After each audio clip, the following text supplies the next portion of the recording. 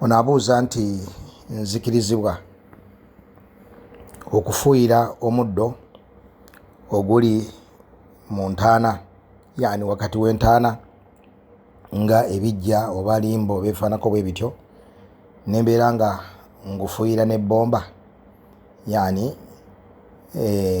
nga bwe bafuuyira omuddo oguli mu lusuku oba oguli mu nnimiro ne gubeera nga gufa nga takozesezza nkumbi kubeera nga alimako oba okkuula.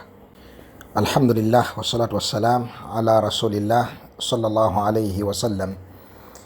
Okwanukula naam, tekirina mutawaana okukozesa ebbomba nobeera nga ofuuyira omuddo ogwo, olw'ensonga ekigendererwa siyaana eri entaana ezo, kubeera nga entaana ezo tezibeera mu kisiko, tezibeera mu mbeera ezireeta abantu okuzinyoomoola n'okuzikkakkanya, oluusi n'omulaala atuuke okulundiramu ente oba abaana bazirinnye nga bakwatiramu enseenene n'ebifaanako bwe bityo.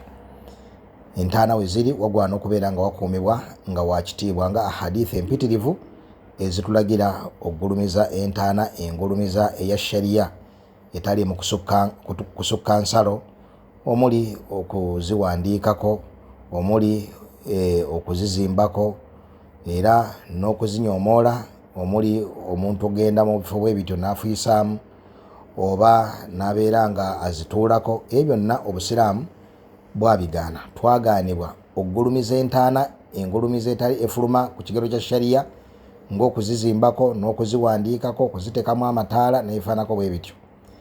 Ng'era mu ngeri y'emu bwe twagaanibwa okubeera nga entaana ezo tuzikkakkanya, tuzinyoomoola, ng'omuntu okugituulako, okugirinnyako, bal omubaka sallallahu alayhi wa sallama n'atuuka netugaana okuyingira mu zirimbo nga twambadde engatto.